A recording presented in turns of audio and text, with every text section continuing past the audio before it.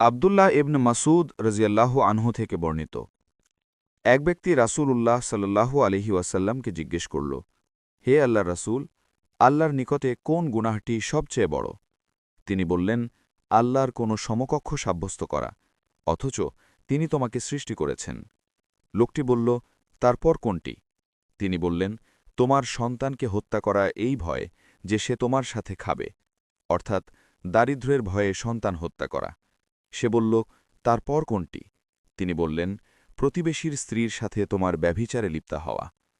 রাসূল সাল্লাল্লাহু আলাইহি ওয়াসাল্লামের এ কথারই সত্যায়ন করে আল্লাহ পাক নেককার লোকদের প্রশংসায় আয়াত নাজিল করেন, আর যারা আল্লাহর সাথে অন্য কোনো উপাস্যকে আহ্বান করে না এবং যারা অন্যায়ভাবে মানুষ হত্যা করে না যাকে আল্লাহ হারাম করেছেন, এবং যারা ব্যভিচার করে না।